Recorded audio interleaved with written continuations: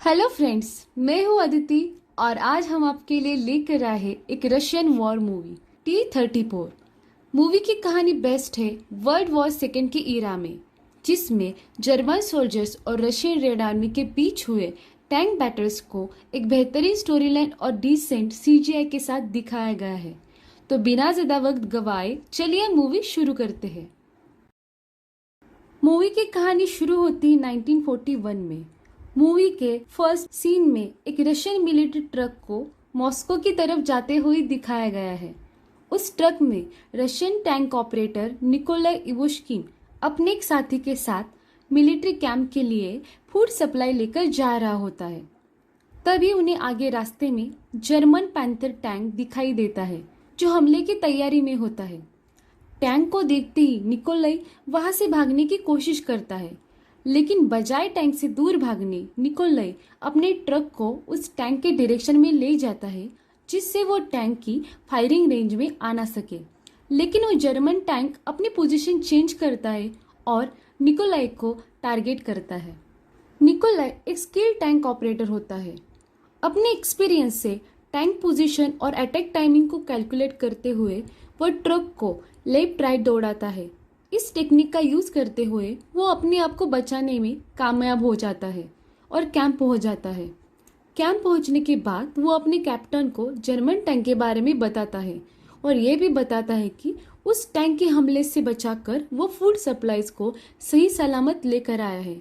Captain को पता होता है जर्मन पैंथर टैंक से बचना नामुमकिन है। जर्मन टैंक्स ने कैंप के आसपास के एरिया पे कब्जा किया होता है और उनके काफी सारे सोल्जर्स मारे जा चुके होते हैं। इसीलिए कैप्टन को उस एरिया से अपने सोल्जर्स को और हॉस्पिटल स्टाफ को बाहर निकालने का ऑर्डर मिला होता है। निकोलाई की बहादुरी देखकर वो निकोलाई को टैंक कमांडर बनाता है और बचे हुए सोल्जर्स को वहां से सेफली बाहर निकालने तक जर्मन टैंक्स को रोकने की जिम्मेदारी दे देता है। उसे क्रू दिया जाता है जिसमें टैंक ड्राइवर, गनर और लोडर होता है। निकोलाई अपने क्रू को मिशन के बारे में बताता है, लेकिन इस मिशन को अंजाम देने के लिए उनके पास एक ही T-34 टैंक होता है, जो डैमेज्ड हो चुका होता है। क्रू मेंबर्स कई दिनों से रात दिन जर्मन सोल्जर से लड़ते लड़ते थक चुके होते हैं। अब एक डैमेज टैंक के साथ जर्मन्स का मुकाबला करना उन्हें सुसाइड मिशन लगता है। निकोलाई को एज ए कमांडर वॉर का एक्सपीरियंस नहीं होता, इसीलिए उन्हें निकोलाई की क्रेडिबिलिटी पे भी शक होता है। उनकी ये सब बातें सुनने के बाद निकोलाई डैमेज टैंक की ओर देखता है और उन्हें बताता है कि एक टैंक आर्टिलरी सोल्जर्स की एक यूनिट के बराबर होता है। बस क्रू को पता होना चाहिए कि वो एक टैंक के साथ क्या क्या कर सकते हैं। निकोलाई उनमें जोश भर देता है और सुबह तक टैंक को रिपेयर करने का ऑर्डर दे देता है। इसी बीच वो जर्मन टैंक्स के ऊपर सरप्राइज अटैक का प्लान बनाता है। अगली सुबह जर्मन टैंक्स का एक यूनिट कैंप के पास पहुंच जाता है। उस यूनिट का कमांडर होता है जनरल क्लॉज, जो एक अनुभवी कमांडर होता है और अपने मिशन को लेकर डेस्परेट होता है। निकोलाई और उसका क्रू उसी एरिया के आसपास अपने टैंक के साथ घास में छुपे हुए होते हैं। जैसे ही जर्मन टैंक्स उनके रेंज में आते हैं, निकोलाई उन पे अटैक करता है, लेकिन क्लॉज को उनके ठिकाने का पता चलता है और इसके बाद दोनों तरफ से फायरिंग शुरू हो जाती है। निकोलाई अपने टैंक की पोजीशन बदलते हुए और घरों के पीछे छिपते हुए काफी सारे जर्मन टैंक्स को निशाना बना देता है। क्लॉज हर तरीके से निकोलाई को वहां से बाहर निकालने की कोशिश करता है, लेकिन निकोलाई बड़ी चालाकी से अपने टैंक को बचा लेता है। एक के बाद एक अपने टैंक्स को तबाह होते हुए देख क्लॉज एक अलग रणनीति अपनाता है और निकोलाई के टैंक पे पीछे से हमला करता है। आखिरकार दोनों टैंक्स आमने सामने आ जाते हैं और उनकी ये जंग एक दूसरे के ऊपर हमला करने के बाद खत्म हो जाती है।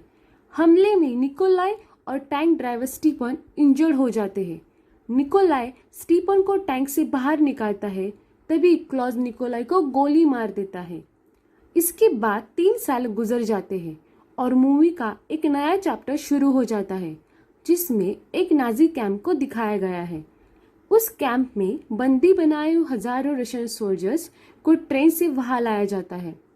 उस कैंप का कमांडर सोल्जर्स को इंस्ट्रक्शन दे रहा होता है। वहां पे एना नाम की एक रशियन ट्रांसलेटर होती है, जिसका काम होता है जर्मन ऑफिसर्स के इंस्ट्रक्शन को रशियन लैंग्वेज में कन्वे करना। कमांडर बंदी बनाए हुए रशियन सोल्जर्स को नीचे झुकने का ऑर्डर देता है। सब लोग नीचे झुक जाते हैं, लेकिन एक सोल्जर वैसे ही खड़ा रहता है। कमांडर उसे जान से मारने की धमकी देता है, लेकिन वो सोल्जर नीचे नहीं झुकता। एक्चुअली वो सोल्जर निकोलाई होता है। ऑफिसर्स कमांडर को बताता है कि वो भी एक टैंक कमांडर है और उसने 7 बार यहाँ से भागने की कोशिश की थी। इसके बाद निकोलाई को स्पेशल ब्लॉक में शिफ्ट किया जाता है, जहाँ उसे कई दिनों तक टॉर्चर किया जाता है। उधर क्लॉज रशियन T-34 टैंक्स को टैकल करने के लिए एक प्लान बनाता है, क्योंकि T-34 tanks German panther tanks के मुकाबले में टेक्निकली काफ़ी बेहतर होते हैं। इसलिए वो जर्मन सोल्जर्स के लिए एक ट्रेनिंग सेशन अरेंज करता है, जिसमें सोल्जर्स को कैप्चर किए हुए T-34 टैंक के साथ युद्धाभ्यास करना होता है। लेकिन इसके लिए उसे रशियन टैंक क्रू की भी ज़रूरत होती है। अगले दिनों रशियन टैंक क्रू को सिलेक्ट करने के लिए नाजी कंसंट्रेशन कैंप में पहुंच जाता है। वहां पे उसे 24 टैंक ऑपरेटर की लिस्ट दी जाती है।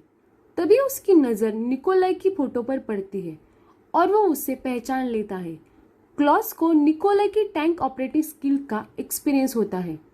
निकोलाई का प्रोफाइल देखते ही वो उसे ट्रेनिंग सेशन के लिए एज ए कमांडर सिलेक्ट कर देता है और एना को साथ लेकर उसे मिलने के लिए जाता है। क्लॉस देखता है कि निकोलाई को बहुत ही बुरी हालत में रखा गया है। वो निकोलाई को 3 साल पहले मॉस्को में हुए टैंक बैटल को याद करने के लिए कहता है और उसे ये भी बताता है कि जिसने तुम्हें गोली मारी थी वह शख्स मैं ही हूँ। इसके बाद वो निकोलाई के सामने 2 शर्तें रखता है। एक तो वो ऐसे ही टॉर्चर सहते सहते मर जाए, या फिर ट्रेनिंग सेशन में पार्टिसिपेट करे और एक सोल्जर की तरह शहीद हो जाए। लेकिन निकोलाई इसके लिए मना करता है। उसे राजी ना होता देख क्लॉस एना को मारने की धमकी देता है, जिसे देखकर मजबूरी में निकोलाई एग्री हो जाता है। अगले दिन सिलेक्ट किए हुए बाकी टैंक ऑपरेटर्स को इकट्ठा किया जाता है और निकोलाई को क्रू सिलेक्ट करने के लिए कहा जाता है। उन लोगों में स्टीफन भी होता है। निकोलाई स्टीफन के साथ साथ और 3 सोल्जर को सिलेक्ट करता है। अब उन्हें एक T-34 टैंक दिया जाता है, जिसे जर्मन सोल्जर्स ने कैप्चर किया होता है। क्लॉस निकोलाई को टैंक रेडी करने के लिए एक वीक का समय दे देता है, लेकिन क्रू ये सब करने के लिए तैयार नहीं होता। निकोलाई उन्हें इसके प्लान के बारे में बताता है और उन्हें यकीन दिलाता है कि यहाँ से भागना है तो इससे अच्छा मौका हमें नहीं मिलेगा। वो उन्हें याद दिलाता है कि जंग अभी खत्म नहीं हुई है। जब तक हम जिंदा है तब तक हम सोल्जर्स की तरह ही लड़ेंगे। एना पास में ही खड़ी होती है और उनकी सभी बातें सुन रही होती है। इसके बाद सब लोग काम पर लग जाते हैं। टैंक के अंदर रशियन सोल्जर्स की डेड बॉडीज होती है। वहां पे निकोलाई को कुछ लाइव शेयर्स मिल जाते हैं। शेयर्स को देखते ही निकोलाई के दिमाग में एक आइडिया आता है। वो क्लॉथ को मरे हुए सोल्जर्स को सम्मान पूर्वक दफनाने की परमिशन मांगता है। क्लॉज इसके लिए मना नहीं करता। परमिशन मिलते ही उन शेयर्स को डेड बॉडीज में छुपाकर बाहर लाया जाता है और ट्रेनिंग कैंप से थोड़ी दूर उन डेड बॉडीज को दफनाया जाता है। अगले कुछ दिनों में T-34 को रिपेयर किया जाता है। इसी बीच निकोलाई जर्मन टैंक्स पे अटैक करके वहां से भागने का प्लान बनाता है, जिसमें उन्हें उस ट्रेनिंग कैंप से 300 किलोमीटर दूर चेक रिपब्लिक की बॉर्डर तक पहुंचना होता है। लेकिन वहां तक पहुंचने के लिए उन्हें 6 घंटों का समय चाहिए होता है। अगले दिन क्लॉस ट्रेनिंग सेशन के बारे में जानकारी देने के लिए निकोलाई को मिलने के लिए बुलाता है। एना भी उनके साथ होती है। निकोलाई टेबल पे एक मैप देखता है। उससे वहां से भागने के लिए उस मैप की जरूरत होती है। क्लॉस निकोलाई को बताता है कि तुम्हें अपने टैंक को ट्रेनिंग एरिया के एग्जिट की तरफ लेकर जाना है और जर्मन टैंक्स के हमले से अपने आप को बचाने की कोशिश करना है। लेकिन निकोलाई का ध्यान एना पर होता है। क्लॉज उसे प्लान के बारे में समझा रहा होता है। और इधर निकोलाई और एना आंखों ही आंखों में बातें कर रहे होते हैं। सब कुछ समझाने के बाद क्लॉज मैप को ड्रॉअर में रख देता है और वहां से चला जाता है। अगले दिन क्लॉज को खबर मिलती है कि टैंक रिपेयर करके रेडी हो चुका है और वो टैंक की ट्रायल देखने के लिए आ जाता है। उसके सामने स्टीफन अपने ड्राइविंग स्किल का नज़ारा दिखाते हुए कुछ बेहतरीन टैंक मैन्यूवर्स का प्रदर्शन करता है, जिसे देखने के बाद क्लॉज खुश हो जाता है। लेकिन जाते जाते वो अपने ऑफिसर्स को उनके रास्ते में लैंडमाइंस प्लान करने के लिए कहता है। उसकी ये बात एना सुन लेती है और निकोलाई को इसके बारे में वार्न करने के लिए उसके पास पहुंच जाती है। वो निकोलाई को लैंडमाइंस के बारे में बताती है और ये भी बताती है कि उसे पता है कि वो वहां से भागने का प्लान कर रहा है। वो निकोलाई को उसे भी अपने साथ ले जाने के लिए रिक्वेस्ट करती है। एना वहां पे ट्रांसलेटर का काम कर रही होती है, लेकिन जर्मन ऑफिसर्स उसे गुलाम की तरह ट्रीट कर रहे होते हैं। वो निकोलाई को बताती है कि वो इस तरह यहाँ जीना नहीं चाहती और मरना ही है तो मैं तुम्हारे साथ मरना चाहती हूँ। इसके बाद वो निकोलाई को क्लॉज की ड्रॉअर की चाबियों का मूल्य दे देती है, जिससे वो डुप्लीकेट चाबी बना सके, क्योंकि मैप के सिवा वो जल्द से जल्द बॉर्डर तक नहीं पहुंच सकते थे। अगली सुबह निकोलाई अपने क्रू के साथ डेड बॉडीज में छुपाए हुए शेल्स को कलेक्ट करता है और ट्रेनिंग सेशन के लिए तैयार हो जाता है। उधर एना डुप्लीकेट की से मैप चुरा लेती है और अपने एंट्री पास का यूज करके कैंप से बाहर निकलने में कामयाब हो जाती है। इन सबसे अनजान जर्मन सोल्जर्स ट्रेनिंग सेशन शुरू होने का इंतजार कर रहे होते हैं। ट्रेनिंग शुरू होते ही निकोलाई स्मोक क्रिएट कर देता है और उस स्मोक के आड़ जर्मन टैंक्स पे अटैक कर देता है। क्लॉज अपने बाकी ऑफिसर के साथ वॉच टावर से सब कुछ देख रहा होता है। अपने टैंक को जलता हुए देखकर क्लॉज समझ जाता है कि ये काम निकोलाई ही कर सकता है। इतने में निकोलाई उस वॉच टावर पे फायर कर देता है, लेकिन क्लॉज टैंक को देख लेता है और अपने कुछ ऑफिसर्स के साथ उस हमले से बच जाता है। अब जर्मन सोल्जर्स काउंटर अटैक करते हैं, लेकिन वो टैंक को नहीं रोक पाते। कुछ ही देर में ट्रेनिंग सेशन एरिया एक रियल वॉर एरिया में कन्वर्ट हो जाता है। रास्ते में आने वाली हर रुकावटों को पार करने के बाद निकोलाई अपने साथियों के साथ सही सलामत एग्जिट गेट तक पहुंच जाता है और वहां से भागने में कामयाब हो जाता है। उसे इस तरह भागते हुए देख क्लॉज गुस्सा हो जाता है और सोल्जर्स को उनका पीछा करने के लिए कहता है। निकोलाई आगे गांव में पहुंच जाता है। वहां पे एना बस स्टॉप पे उसका इंतजार कर रही होती है।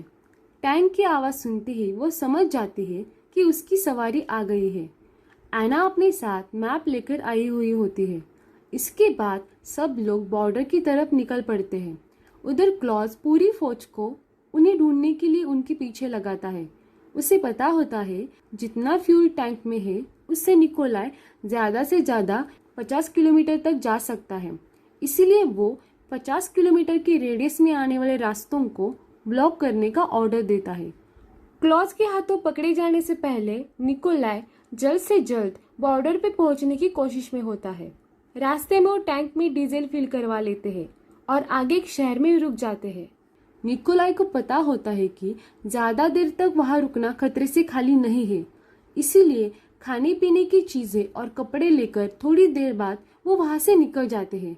लेकिन उन्हें पता नहीं होता आगे रास्ते में जर्मन टैंक्स उनका इंतजार कर रहे हैं। T-34 देखते ही जर्मन टैंक्स हमला करते हैं। निकोलाई अपने टैंक को हमले से बचाते हुए जंगल के रास्ते में निकल जाता है। जंगल में काफी दूर तक जाने के बाद टैंक ओवरहीट हो जाता है, इसीलिए निकोलाई पहाड़ी पे रुककर वहां पे रात गुजारने का फैसला करता है। निकोलाई के इस तरह से भाग जाने की वजह से क्लॉज का सीनियर ऑफिसर उसे सुबह तक निकोलाई को पकड़ने का ऑर्डर देता है और अगर वो उन्हें नहीं पकड़ पाया तो उससे कोर्ट मार्शल करने की धमकी देता है। इसके बाद क्लॉज प्लेन लेकर निकोलाई की लोकेशन ट्रेस करने के लिए चला जाता है। रास्ते में बने हुए टैंक के निशानों से वो टैंक की लोकेशन गेस कर लेता है। उधर निकोलाई अपने क्रू के साथ पहाड़ी पर पहुंच जाता है। वहां पे एक तालाब होता है, जिसे देखते ही सब कुछ भूलकर सभी लोग तालाब में कूद जाते हैं। 3 साल बाद पहली बार वो अपनी फ्रीडम को एंजॉय कर रहे होते हैं। जिस चीज के लिए उन्होंने अपनी जान को दांव पे लगाया होता है, वो चीज मिलने के बाद होने वाली खुशी थोड़ी देर के लिए सही उनके चेहरे पर दिखाई देते हैं। रात होते ही सभी के मन में कल के बारे में सोचकर चिंता होने लगती है, क्योंकि उन्हें पता होता है क्लॉज उन्हें पकड़ने के लिए कुछ भी कर सकता है। इसी के बारे में सोचते हुए निकोलाई उनके सामने एक प्रस्ताव रखता है। वो उन्हें बताता है कि सुबह होते ही टैंक को तालाब में छोड़कर सब लोग अलग अलग ग्रुप बना के जंगल के रास्ते में बॉर्डर तक पहुंच सकते हैं। लेकिन उसके इस सुझाव से स्टीफन और बाकी क्रू मेंबर्स सिराफिम और डैमियन एक्सेप्ट नहीं करते और मरते दम तक एक साथ रहने का फैसला करते हैं। उनकी ये सब बातें सुनकर एना डर जाती है। निकोलाई उसे हौसला देता है और इसी दौरान दोनों एक दूसरे को अपनी फीलिंग्स एक्सप्रेस करते हैं और करीब आ जाते हैं। उसी रात क्लॉज अपने टैंक्स के साथ उसी पहाड़ी की तरफ आ रहा होता है। टैंक्स की आवाज सुनते ही निकोलाई सबको अलर्ट करता है। वो एना को मैप दे देता है और उसे एक लोकेशन पर पहुंचकर उनका इंतजार करने के लिए कहता है। एना सबको अलविदा कहकर वहां से निकल जाती है। अब निकोलाई पहाड़ी से नीचे उतरकर एक छोटे गांव में पहुंच जाता है। उस गांव में एंट्री करते ही निकोलाई को रास्ते पे बेबी स्ट्रॉलर दिखाई देता है। वो समझ जाता है कि उस एरिया को खाली किया गया है और शायद उन्हें पकड़ने के लिए एक ट्रैप बनाया गया है। इसीलिए वो छोटे रास्ते से जाने का फैसला करता है। उसी रास्ते में आगे क्लॉज अपने टैंक के साथ घास में छुपा हुआ होता है, लेकिन निकोलाई की नजर से वो छुप नहीं पाता और अटैक से बचने के लिए वो टैंक की डायरेक्शन चेंज कर देता है। उन छोटे गलियों से गुजरना उनके लिए काफी मुश्किल हो जाता है।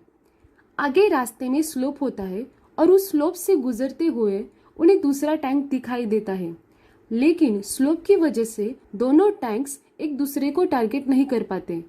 तभी डैमियन जो गनर होता है वो उस टैंक के बॉटम पोर्शन पे एम करके फायर करता है और उसकी ये टेक्निक काम कर जाती है। टैंक को तबाह होते देख क्लॉज अपने सोल्जर्स को डिफेंसिव पोजीशन लेने के लिए कहता है और निकोलाई को आगे एक चौक में घेरने का प्लान करता है। निकोलाई उस चौक में पहुंच जाता है, लेकिन आगे जाने से पहले वो नीचे उतरकर उन टैंक्स को देख लेता है। अब वहां से निकलने के लिए वो एक प्लान बनाता है, जिसमें उनमें से एक क्रू मेंबर्स को जर्मन टैंक के पास जाकर टैंक के क्रू कंपार्टमेंट को ग्रेनेड से उड़ाना होता है। निकोलाई अपने साथियों से पूछता है कि यहाँ पे सबसे बहादुर सोल्जर कौन है। इस पे डैनियम जवाब देता है, ये कैसा सवाल है, तुम सिर्फ ऑर्डर दे दो। निकोलाई डैमियन को ग्रेनेड दे देता है और खुद गनर पोजीशन संभाल लेता है। सेराफिम डैमियन को गुड लक विश करता है, लेकिन दोनों को पता होता है कि ये एक सुसाइड मिशन है। डैमियन के जाते ही निकोलाई स्टीफन को बताता है कि धमाके की आवाज सुनते ही उसे टैंक को फुल थ्रोटल के साथ आगे वाली गली में ले जाना है। डैमियन टैंक के पास पहुंचता है और क्रू कंपार्टमेंट में ग्रेनेड फेंक देता है, लेकिन उस गहमागहमी में जर्मन सोल्जर डैमियन को गोली मार देता है। ग्रेनेड के धमाके की आवाज सुनते ही स्टीफन टैंक को आगे ले जाता है और गेट को तोड़कर उस छोटी सी गली में घुस जाता है। उसी वक्त जर्मन टैंक्स फायर करते हैं, लेकिन स्टीफन अपने टैंक को बचाने में कामयाब हो जाता है। उस गली के एंड में एक घर होता है। स्टीफन उस घर के ऊपर टैंक चढ़ा देता है और वहां से बाहर निकलता है, लेकिन वो देखता है कि उनके सामने एक जर्मन टैंक खड़ा है। अब दोनों टैंक्स अपने टरेट को पोजीशन करते हुए एक दूसरे पे फायर करते हैं, लेकिन निकोलाई T-34 की कैपेबिलिटीज को यूज करके उस टैंक के क्रू कंपार्टमेंट को निशाना बनाता है और उसे तबाह कर देता है। उस धमाके की आवाज जंगल से गुजरते हुए एना तक पहुंच जाती है।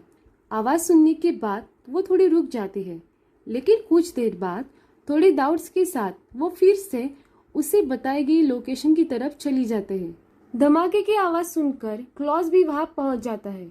वो देखता है कि निकोलाई का टैंक उस गली के एंड पे फंस चुका है। अब क्लॉज के पास 2 टैंक्स बचे हुए होते हैं। वो दूसरे टैंक को फायर करने का ऑर्डर देता है। सिराफिम देखता है कि जर्मन टैंक हमले के लिए बिल्कुल तैयार है, लेकिन इससे पहले कि वो टैंक हमला करता, उसी टैंक पे अटैक हो जाता है। सिराफिम के साथ साथ क्लॉज भी हैरान हो जाता है। उन्हें पता नहीं चलता अटैक कौन कर रहा है। निकोलाई समझ जाता है ये काम डैमियन ही कर सकता है। डैमियन ने क्रू मेंबर्स को मारकर जर्मन टैंक पे कब्जा किया होता है। क्लॉज को इसके बारे में पता चलता है। इसके बाद डैमियन क्लॉज के टैंक को टारगेट करता है, लेकिन उससे पहले क्लॉज उसे अपना शिकार बनाता है। अब आर पार की लड़ाई का समय आ चुका होता है। निकोलाई और क्लॉज आमने सामने आते हैं और एक दूसरे पे अटैक करते हैं, लेकिन उनके शेल्स आपस में ही टकरा जाते हैं और निशाने से चूक जाते हैं। अब निकोलाई के पास एक ही शेल बचा हुआ होता है। तभी क्लॉज टैंक से बाहर आ जाता है और उसे ओपन फाइट के लिए चैलेंज करता है। निकोलाई इस चैलेंज को एक्सेप्ट करता है और उससे 5 मिनट्स का टाइम मांग लेता है। उस टाइम में निकोलाई घायल हो चुके डैमियन को अपने साथ टैंक में लेकर आता है। इसके बाद दोनों टैंक्स उस छोटी सी गली से निकलकर ब्रिज पर आते हैं और उनका द्वंद्व युद्ध शुरू हो जाता है। निकोलाई के पास आखिरी शेल बचा हुआ होता है, जिसे वो क्लॉज के टैंक के बिल्कुल पास आने के बाद यूज करना चाहता है। इसलिए वो स्टीफन को अपनी ड्राइविंग स्किल्स का प्रदर्शन करने के लिए कहता है। जैसे ही क्लॉज टैंक को फायर करने की पोजीशन में लेकर आता है, स्टीफन टैंक को दाएं बाएं दौड़ाना शुरू करता है, जिससे वो हमले से बच सके। क्लॉज कंटिन्यूअसली फायर कर रहा होता है और निकोलाई उस हमले को झेलते हुए आगे बढ़ रहा होता है। आखिर में दोनों टैंक्स पास आ जाते हैं और निकोलाई अपने लास्ट शेल को फायर करता है, जिससे क्लॉज का टैंक डैमेज हो जाता है। इससे पहले क्लॉज और एक राउंड फायर करे, स्टीफन क्लॉज के टैंक को ब्रिज के किनारे पे पुश करता है। इस अनएक्सपेक्टेड अटैक में क्लॉज इंजर्ड हो जाता है और टैंक से बाहर आ जाता है और अपनी गन निकालने की कोशिश करता है। तभी वो देखता है कि निकोलाई गन लेकर उसके सामने खड़ा है। क्लॉज उसे शूट करने के लिए कहता है, लेकिन निकोलाई उस पर गोली नहीं चलाता। ये देखकर क्लॉज हंसने लगता है और अपनी हार मानते हुए मदद के लिए अपना हाथ आगे करता है। निकोलाई उसे बचाने के लिए उसका हाथ पकड़ लेता है। एक पल ऐसा लगता है कि शायद क्लॉज निकोलाई का हाथ पकड़कर उसे नीचे खींच लेगा, लेकिन एंड वक्त पे क्लॉज निकोलाई का हाथ छोड़ देता है और ब्रिज से नीचे गिर जाता है। अगर आप शुरुआत से क्लॉज के बिहेवियर को देखोगे तो आप नोटिस करोगे कि क्लॉज निकोलाई को मारना नहीं चाहता था। उसका असली इंटेंशन उस रशियन T-34 टैंक को हराना होता है, जिसमें वो कामयाब नहीं होता। लेकिन मरने से पहले वो निकोलाई के लीडरशिप और फाइटिंग स्पिरिट को रिस्पेक्ट देकर जाता है। इसके बाद निकोलाई T-34 को डिस्ट्रॉय कर देता है, जिससे वो जर्मन्स के हाथ ना लगे और घायल डैमियन को लेकर सभी वहां से बॉर्डर की तरफ निकल जाते हैं। एना वहां पे उनका इंतजार कर रही होती है। जैसे वो निकोलाई और बाकी साथियों को देखती है, उसकी खुशी का ठिकाना नहीं होता। आखिरकार निकोलाई अपने क्रू के साथ सिर्फ एक टैंक की मदद से जर्मन कैंप से भागने में कामयाब हो जाता है और सब लोग आज़ाद हो जाते हैं। यहीं पे मूवी का एंड हो जाता है। So friends, I hope video को आपने एंजॉय किया होगा। वीडियो अच्छा लगे हो तो प्लीज लाइक, शेयर और कमेंट करें और चैनल को सब्सक्राइब करें। मिलते हैं नेक्स्ट वीडियो में। Thanks for watching. Bye bye.